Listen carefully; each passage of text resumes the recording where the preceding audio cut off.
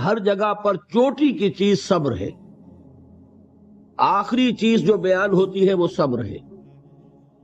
سورۃ العصر میں آخری بات وَتَوَاصَوْا بِالصَّبْرِ یا ایھا الذین آمنوا استعینوا بالصبر والصلاۃ، اے ایمان والو مدد حاصل کرو صبر سے اور نماز سے۔ ان اللہ مع الصابرین، اللہ تعالیٰ صبر کرنے والوں کے ساتھ ہے۔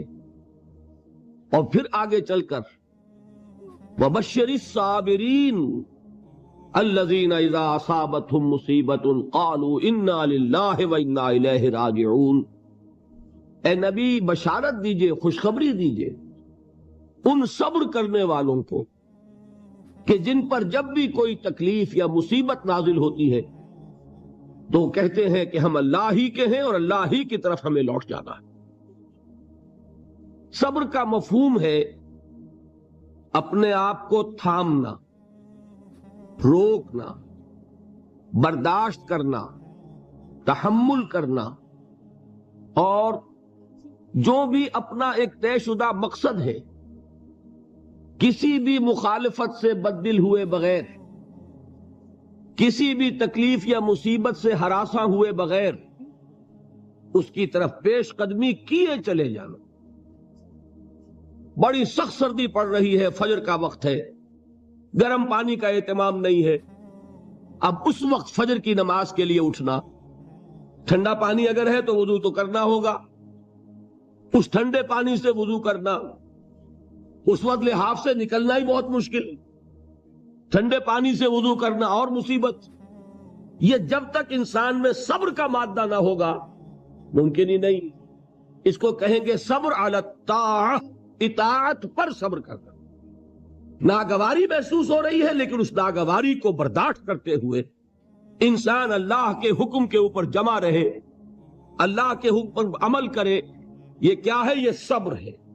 اگر یہ صبر نہیں ہے تو ظاہر بات ہے کہ انسان اللہ کے اس حکم پر عمل نہیں کر سکے گا۔ صبر کا مادہ نہیں ہوگا تو آپ کام نہیں کر سکیں گے۔ اور اسی کا ایک دوسرا رخ ہے، جب آپ دعوت حق کے لیے کھڑے ہوں گے پہلا قدم کیا آتا ہے؟ استہزاء، تمسخر، مذاق اڑانا، جس کی میں مثال اب دینا چاہتا ہوں محمد الرسول اللہ صلی اللہ علیہ وسلم کی شخصیت سے۔ دیکھیے ہم کیا اور ہماری بساط کیا، ہم کیا مبلغ ہوں گے، کیا داعی ہوں گے، ہمارے اپنے دامن پر داغ ہوتے ہیں، لیکن یہ کہ محمد الرسول اللہ کے دامن پر کوئی داغ تھا؟ ان کو تو سارے مکے والے الصادق الامین کہتے تھے، نہایت محبوب شخصیت تھے، ان کے لیے تو جا صادق، جا الامین، یہ الفاظ سننے میں آتے تھے، آنکھوں کا تارا۔ لیکن جب آپ نے دعوت اب شروع کی، اب قرآن مجید میں دیکھیے کسی نے کہا مجنون ہو گئے، دماغ خراب ہو گیا، پاگل ہو گئے، اجی شاعر ہیں، کچھ شعر جوڑ لیتے ہیں ہم پر دھوس جماتے ہیں۔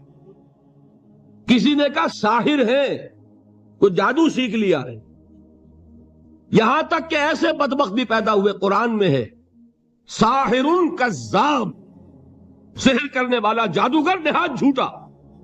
یہ الفاظ کہے جا رہے ہیں کس کی شان میں؟ محمد الرسول اللہ صلی اللہ علیہ وسلم۔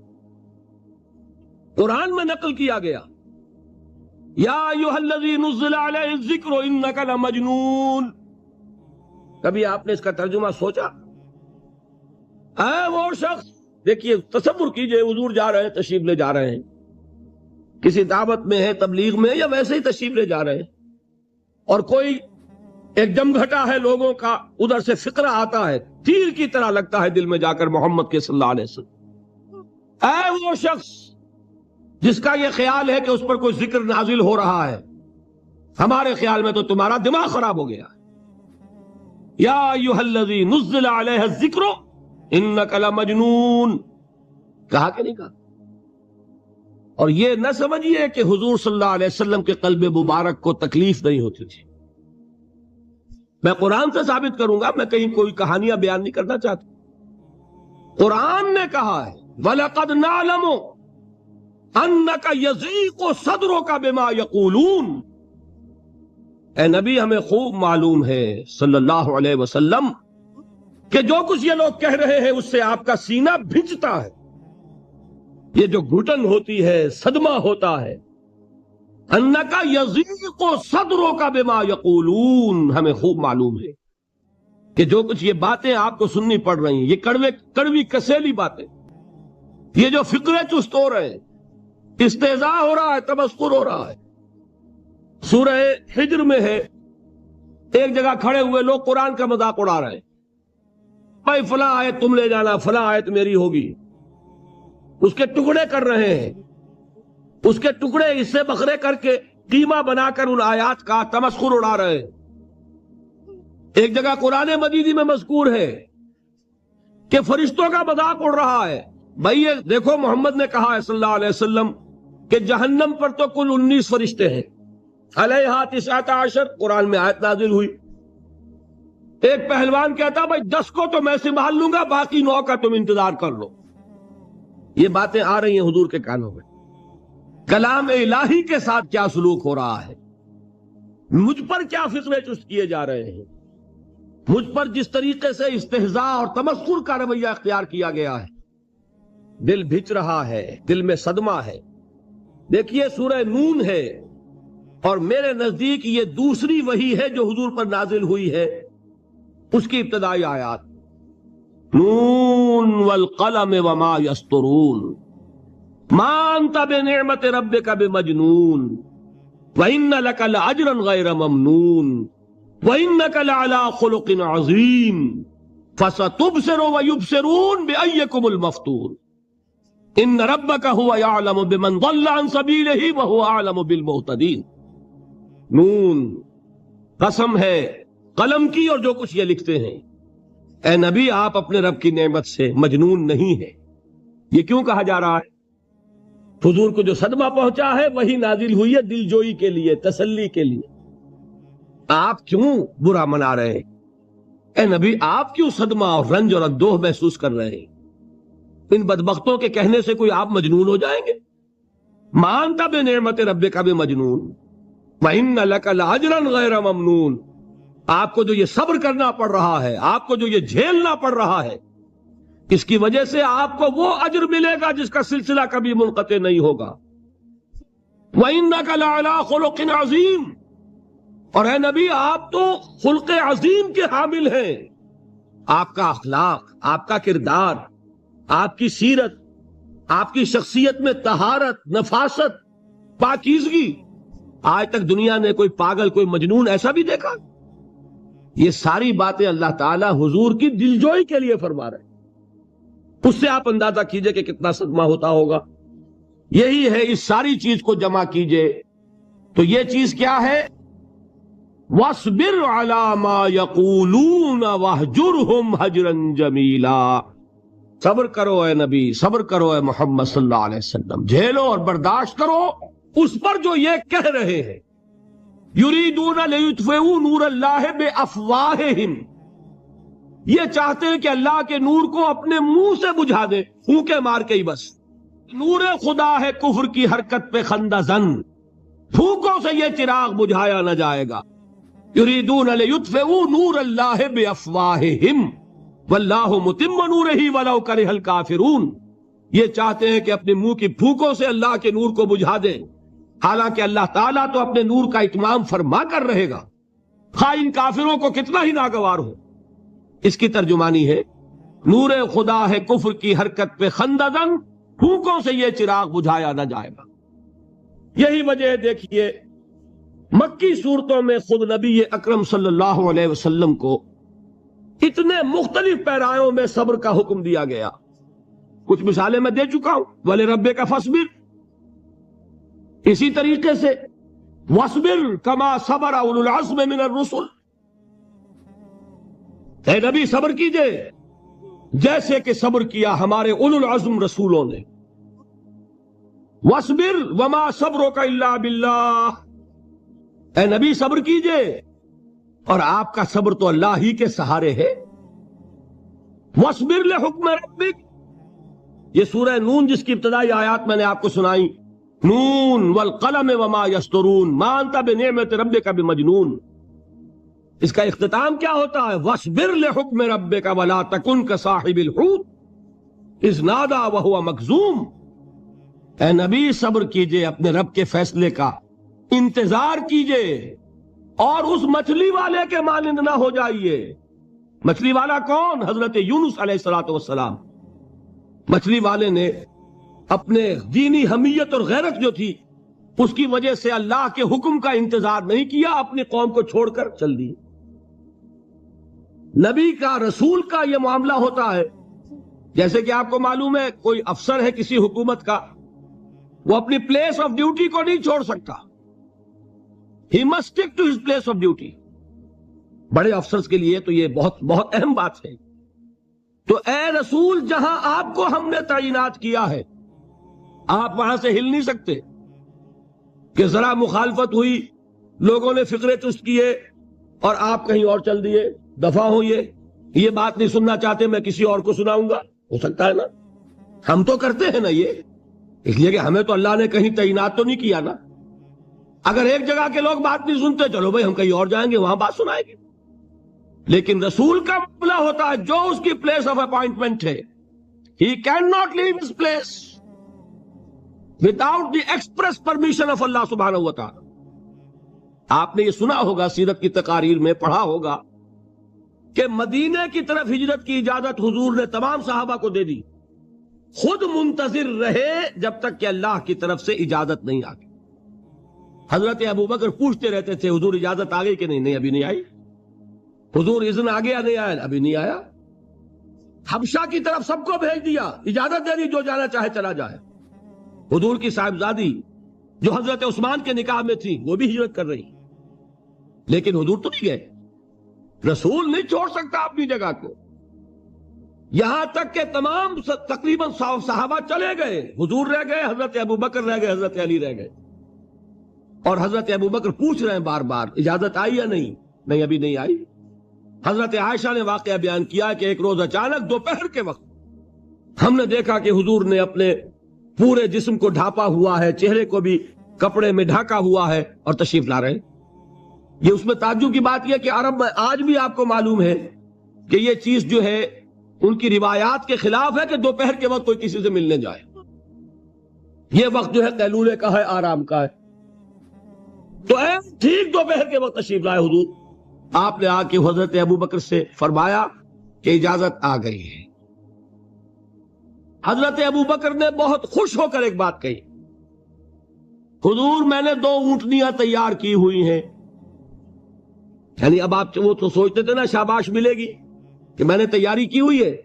میں نے 2 اونٹنیوں کو خوب کھلا پلا کے فربا کیا ہوا ہے، بڑی توانا ہے تاکہ ہم تیزی کے ساتھ سفر کر سکیں. حضور نے توقف کیا، فرمایا ہاں ٹھیک ہے، 1 اونٹنی میں استعمال کروں گا لیکن میں اس کی قیمت ادا کروں گا. حضرت ابوبکر کی آنکھوں میں آنسو آ گئے. روتے ہوئے کہا حضور مجھ سے یہ مغایرت، کیا یہ جان اور مال کسی اور کے لیے ہے؟ آپ مجھ سے بھی کہہ رہے ہیں میری اونٹنی جو ہے وہ بھی بلا معاوضہ آپ قبول نہیں فرما رہے. یہ ہے محمد الرسول اللہ کی غیرت اور حمیت کا معاملہ. اب دیکھیے ایک بات عجیب ہے، یہ ربط اپنے ذہن میں رکھیے. اللہ تو صبر کی تلقین کر رہا ہے اپنے رسول کو، اور رسول یہی تلقین کر رہے ہیں اپنے صحابہ کو. صبر کرو، جھیلو، برداشت کرو، ہاتھ مت اٹھانا، کوئی جوابی کارروائی نہیں ہوگی، بلکہ اپنے اوپر جھیلو جو کچھ جھیلنا ہے، ڈٹے رہو، پیچھے مت ہٹنا، یہ صبر ہے. لیکن ہاتھ اٹھانے کی اجازت نہیں. چنانچہ اب ذرا چشمے تصور سے دیکھیے، ابو جہل اس نے جو بدترین روش اختیار کی، وہ ایک خاندان تھا حضرت یاسر، ان کی اہلیہ حضرت سمیہ، اور ان کے فرزند حضرت عمار رضی اللہ تعالی عنہم. یہ غلام نہیں تھے. حضرت سمیہ تو کنیز تھیں لیکن یاسر غلام نہیں تھے. ان کی کہانی یہ ہے، واقعہ یہ ہے کہ یہ بہت نیک آدمی تھے. یاسر یمن کے باشندے. انہیں کو خواب میں بشارت ہوئی کہ نبی کا ظہور ہونے والا ہے مکے میں، جاؤ شاید ان کے قدموں تک پہنچ جاؤ۔ یہ یمن سے ترک وطن کر کے مکے آ گئے۔ ابو جہل کا ایک چچا تھا، بہت شریف النفس انسان، اس کے ساتھ معاہدہ کیا حلیف بن کر، اور وہ مکے میں رہنے لگے۔ اس لیے کہ یہ نوٹ کر لیجئے، مکہ اس وقت ایک قبیلے کا شہر تھا، صرف قریش۔ یا قرشی رہ سکتا تھا وہاں، یا قرشی کا حلیف، کہ اگر تو کسی قرشی نے آپ کو امان دی ہوئی ہے تو آپ رہ سکتے ہیں مکے میں، ورنہ نہیں۔ یا تیسرے قرشی کا غلام، غلام تو ملکیت ہی ہے اس کی، جیسے بھیڑ بکری ہے کسی قرشی کی، اسی طرح اس کے غلام ہے۔ یہ تین کیٹیگریز تھی انسانوں کی مکے میں۔ اسی کو نوٹ کیجئے کہ جو بیچارے غلام تھے وہ سب سے زیادہ ستائے گئے، اس لیے کہ غلاموں کے تو حقوق ہی کوئی نہیں تھے۔ بلال غلام تھے، ابو فقی غلام تھے، زنیرہ ایک کنیز تھی، ان کو جو ماریں پڑی ہیں اس کا آپ کو معلوم ہے۔ حضرت بلال کے ساتھ جو کچھ امیہ ابن خلف نے کیا، کہ جس طریقے سے کہ حیوانوں کی لاشیں جو ہے کھینچ کر گھسیٹ کر لے جائی جاتی ہیں، ان کی گردن میں رسی ڈال کر گھسیٹتے، اسی طریقے سے حضرت بلال کے گردن میں رسی ڈال کر ٹھیک دوپہر کے وقت مکے کی سنگلاخ گلیوں کے اندر گھسیٹا جاتا تھا۔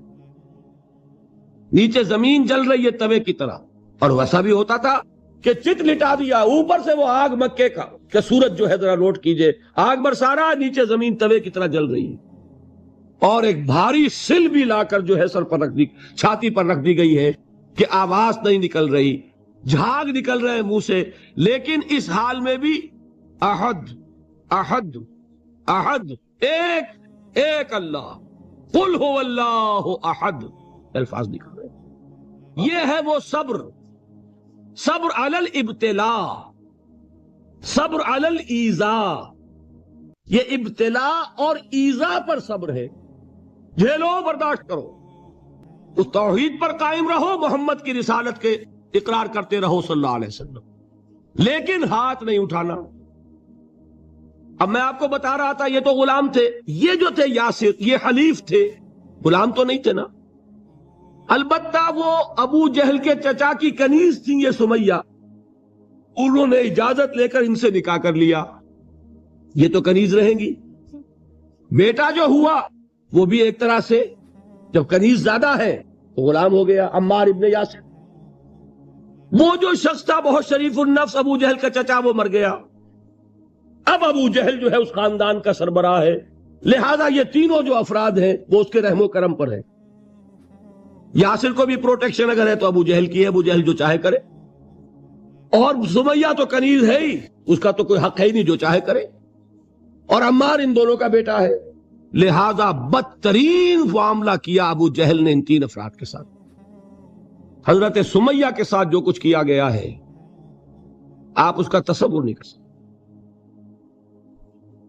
بالآخر جو شہید کیا ہے حضرت سمیہ کو، ایذائیں دے دے کے، سسکا سسکا کے، ان کے جسم کے نازک حصوں کو جلا کے، داغ دے کر، کہتا کیا تھا؟ ایک دفعہ کہہ دو کہ میرا جو یہ بت ہے یہ بھی الہ ہے، مان لو میں چھوڑ دوں گا۔ تنگ آ گیا، کسی طریقے سے ایک دفعہ کہہ دو پھر میں چھوڑ دوں گا۔ لیکن یہ میاں بیوی حضرت یاسر اور حضرت سمیہ رضی اللہ تعالی عنہما، یہ ہے ثبات، یہ ہے صبر، یہ ہے استقلال، ایک مرتبہ بھی کہنے کے لیے تیار نہیں، جو چاہو کر لو، اب ہم تو اس سے پیچھے نہیں ہٹیں گے۔ تنگ آ کر اس نے حضرت سمیہ کی تو شرمگاہ میں برچھا مارا ہے اور شہید کیا۔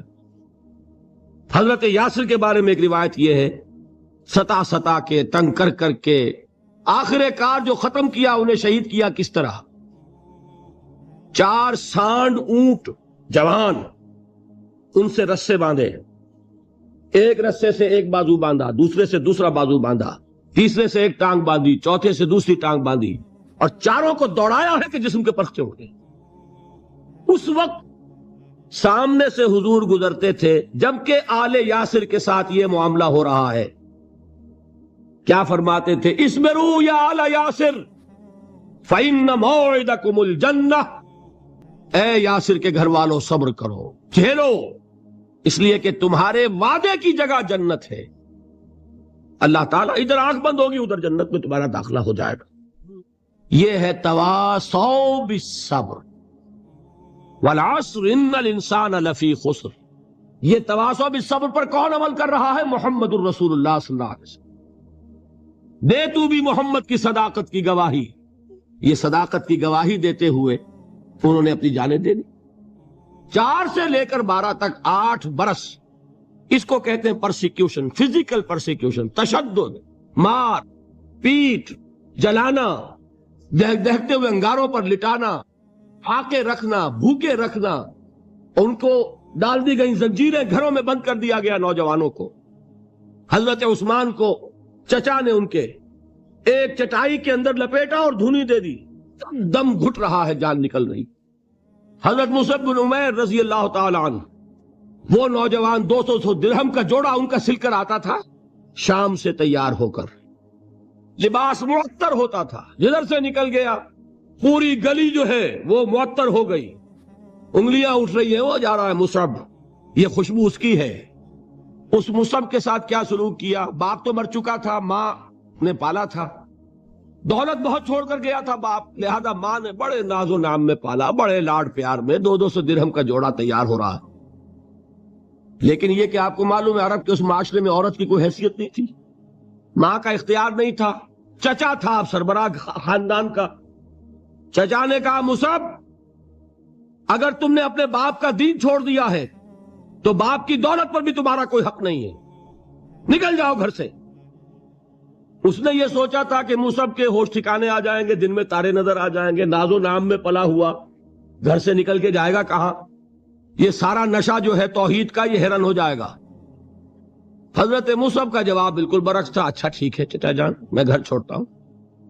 وہی بات جو کبھی کہی تھی ابراہیم نے. باپ نے کیا کہا تھا؟ واجرنی ملیہ، جاؤ چلے جاؤ، دفع ہو جاؤ میری نگاہوں سے. حضرت ابراہیم نے کیا جواب دیا تھا؟ سلام علیک ساستغفر لک ربی انہ کان بی حفیہ. اچھا ابا جان آپ کا حکم یہی ہے تو میں چلتا ہوں، آپ پر سلامتی ہو، میرا رب مجھ پر بڑا مہربان ہے، میں اس سے آپ کے لیے استغفار کر دوں گا. چل دیے. یہی جو ہے حضرت ابراہیمی کی نسل ہے نا قریش. آج ابراہیم کے ایک بیٹے کے ساتھ وہی معاملہ ہو رہا ہے مصعب کے ساتھ، اور مصعب چلنے کے لیے تیار ہو گئے. چچا نے سوچا، میں سمجھتا تھا کہ ہوش ٹھکانے آ جائیں گے، یہ تو تیار ہو گیا نکلنے کے لیے. غصے میں آ کے اگلی بات کہی، یہ کپڑے جو پہنے ہوئے تم نے یہ بھی اسی مشرک باپ کی کمائی کے ہیں، اتارو ان کو. وہیں کپڑے اتارے، مادر زاد برہنہ گھر سے نکالے گئے. ماں کے پاس پہنچے، ماں نے آنکھوں پر ہاتھ رکھے. مصعب کیا ہوا؟ ماں سے کہتے ہیں کہ ماں میں موحد ہو گیا. اور وہاں سے گئے، پھر حضور کی خدمت میں کپڑے کہیں سے مانگے ہوں گے. یہ مصعب ہیں 200 درہم کا جوڑا پہننے والے. جب حضور پر مدینے کے 12 افراد ایمان لائے تھے، بیعت عقبہ اولا ہوئی، انہوں نے کہا کہ حضور ہمیں کوئی شخص اپنا ایسا شاگرد دیجئے جو ہمیں قرآن پڑھا سکے. حضور نے حکم دیا مصعب جاؤ، اب مدینے جاؤ، یثرب جاؤ، یثرب والوں کو قرآن پڑھاؤ، انہیں تبلیغ کرو. مصعب گئے ہیں وہاں، 1 سال کی کمائی 75 افراد لا کر حضور کے جھولی میں اگلے سال ڈال دیے کہ حضور یہ میری 1 سال کی کمائی ہے. 72 مرد 3 عورتیں. بہرحال وہ مصعب بن عمیر ہیں جو غزوہ احد میں شہید ہوئے، اور جب شہید ہوئے تو ان کے جسم پر صرف ایک چادر تھی. یہی چیزیں ہیں اصل میں کہ جو ہمارے دلوں کو منور کرنے والی ہیں نور ایمان سے. وہ علم بردار تھے غزوہ احد میں، جھنڈا مسلمانوں کا ان کے پاس تھا. ایک ہاتھ پر ایک شانے پر وار پڑا، ہاتھ کٹ گیا، دوسرے سے تھاما، دوسرے پہ کٹ گیا، اب دونوں حصوں کے بچے ہوئے ٹکڑوں سے جھنڈے کو تھاما، گرنے نہیں دیا، یہاں تک کہ شہید ہو گئے. گرے ہیں تو جھنڈا گرا ہے. شکل میں حضور سے بہت مشابہ تھے. خبر اڑ گئی کہ محمد شہید ہو گئے صلی اللہ علیہ وسلم. یہ مصعب بن عمیر کا واقعہ ہے. جب ان کو اب دفن کرنے کا وقت آیا، اور شہید کے لیے کفن جو ہے اس کا وہی لباس ہوتا ہے جو شہادت کے وقت ہو. حضور کے سامنے ایک پرابلم پیش کیا گیا. حضور مصعب کے جسم پر تو ایک چادر تھی، اور وہ چادر بھی اتنی چھوٹی ہے، یعنی 2 گز کی چادر بھی نہیں ہے. اس سے اگر سر ڈھانپتے ہیں مصحف کا تو پیر کھل جاتے ہیں، پیر ڈھانپتے ہیں تو سر کھلتا ہے، کیا کریں؟ حضور نے فرمایا سر ڈھانپ دو چادر سے اور پیروں پر گھاس ڈال دو۔ یہ آخری لباس ہے جو محمد کے اس دیوانے کو اس دنیا سے رخصت ہوتے ہوئے ملا ہے، جس کا 200 درہم کا جوڑا چلتا تھا۔ یہ ہے صبر۔ برداشت کیا کہ نہیں کیا؟ یہ خباب بن الارت پیشے کے لحاظ سے لوہار تھے۔ سوچئے ایک زندہ انسان کو دہتے ہوئے انگاروں پر لٹایا جا رہا ہے، ان انگاروں سے کھال جلی، کمر کی چربی پگھلی، اس پگھلنے والی چربی سے وہ انگارے ٹھنڈے پڑے۔ یہ سب کچھ جھیل رہا ایک شخص۔ سوچنے والوں نے سوچا نہیں ہوگا کیا جرم تھا اس کا، تو بڑا شریف آدمی ہے، بہت اچھا کاریگر ہے، وقت پر کام دیتا ہے، مناسب اجرت لیتا ہے، یہ کیا ہوا؟ یہ کوئی جرم نہیں، جرم صرف ایک ہے، ایک اللہ کو مانتا ہے اور محمد کے دامن سے وابستہ ہے۔ فَاسْتَعِينُوا بِالصَّبْرِ وَالصَّلَاةِ، مدد حاصل کرو کس سے؟ صبر سے اور نماز۔ ان اللہ مع الصابرین، جان لو کہ اللہ تعالیٰ صبر کرنے والوں کے ساتھ۔ وَلَا تَقُولُوا لِمَنْ يُقْتَلُ فِي سَبِيلِ اللَّهِ أَمْوَاتٌ، اور ہرگز نہ کہو اسے جو اللہ کی راہ میں قتل ہو جائے کہ وہ مردہ ہے۔ بل احیاء ولکن لا تشعرون، نہیں، وہ زندہ ہے لیکن تمہیں ان کا شعور نہیں ہے۔ اور سنیے اب یہ آیت اہم ترین ہے صبر کے موضوع پر۔ وَلَنَبْلُوَنَّكُمْ بِشَيْءٍ مِّنَ الْخَوْفِ وَالْجُوعِ وَنَقْصٍ مِّنَ الْأَمْوَالِ وَالْأَنفُسِ وَالثَّمَرَاتِ وَبَشِّرِ الصَّابِرِينَ، اور دیکھو ہم تمہیں آزمائیں گے۔ وَلَنَبْلُوَنَّكُمْ، ہم لازماً آزمائیں گے تمہیں، بِشَيْءٍ مِّنَ الْخَوْفِ، خوف کی کیفیت طاری کر کے، والجوع، بھوک، فقر اور فاقہ، ونقص من الاموال، مالی نقصان، والانفس، جانی نقصان، والثمرات، اور ثمرات، پھلوں اور میووں کا نقصان۔ میرے نزدیک یہاں پر ثمرات کا مفہوم ایک اور بھی ہے۔ ایک تو صاف تھا کھجور کی فصل تیار ہے، غزوہ تبوک جانے کا حکم مل گیا، کون اتارے گا؟ اور کھجور وقت پر اتری نہیں، برباد ہو جائے گی۔ یہ ہو رہا ہے نا میووں کا نقصان۔ اور میرے نزدیک یہاں یہ بھی ہے، بسا اوقات بہت سی محنتوں کا نتیجہ انسان دیکھتا ہے کہ ضائع چلا گیا، میں نے 10 سال محنت کی، حاصل کوئی نہیں نکلا۔ یہ ثمرات کیا ہیں؟ محنتیں، محنتوں کے ثمرات کا ضیاع۔ کوشش آپ نے کی، قسمت کی خوبی دیکھیے، ٹوٹی کہاں کمن، 2-4 ہاتھ جب کے لبے بام رہ گئے۔ Be prepared. ایک شاعر کے یہ اشعار ہیں، یہ فصل امیدوں کی ہمدم، اس بار بھی غارت جائے گی، سب محنت صبحوں شاموں کی اب کے بھی اکارت جائے گی۔ میرے نزدیک یہ ثمرات کا جو لفظ یہاں آیا ہے، وَنَقْصٍ مِّنَ الْأَمْوَالِ وَالْأَنفُسِ وَالثَّمَرَاتِ، سب محنت صبحوں شاموں کی اب کے بھی اکارت جائے گی۔ دھرتی کے کونوں کھدروں میں پھر اپنے لہو کی کھاد بھرو، پھر مٹی سینچو اشکوں سے، پھر اگلی رت کی فکر کرو، پھر اگلی رت کی فکر کرو، جب پھر ایک بار اجڑنا ہے۔ ایک فصل پکی تو بھر پایا، تب تک تو یہی کچھ کرنا ہے۔ ایک مقصد ہے سامنے، انقلاب برپا کرنا ہے۔ ایک کوشش ناکام ہو جائے کوئی پرواہ نہیں، نیکسٹ، پھر تیار رہو ناکامی کے لیے۔ ایسا نہ ہو جو انگریزی میں کہتے ہیں hope for the best but be prepared for the worst. ایسا نہ ہو کہ دوسری مرتبہ ناکام ہو کے بددل ہو جاؤ، تمہاری ہمتیں جواب دے جائیں، نہیں، پہلے سے تیار رہو کہ دوسری مرتبہ بھی ناکامی آئے تو آئے، لیکن جب تک کہ کامیابی حاصل نہیں ہوتی ہمیں یہ کام کیے چلے جانا۔ دیکھیے سیرت میں آیا کہ نہیں یہ واقعہ؟ بدر میں مسلمانوں کو فتح ہوئی تو احد میں زک پہنچی کہ نہیں؟ 70 صحابہ شہید ہوئے کہ نہیں؟ اگر ان کی ہمتیں جواب دے جاتی تو گاڑی کیسے چلتی آگے؟ تو فرمایا وَلَنَبْلُوَنَّكُمْ بِشَيْءٍ مِّنَ الْخَوْفِ وَالْجُوعِ وَنَقْصٍ مِّنَ الْأَمْوَالِ وَالْأَنفُسِ وَالثَّمَرَاتِ، ہم تمہیں لازم آزمائیں گے خوف کی کیفیت سے، فقر و فاقے کی کیفیت سے، بھوک سے، جان کے نقصان سے، مال کے نقصان سے، محنتوں کے حاصل کے ضائع ہو جانے سے۔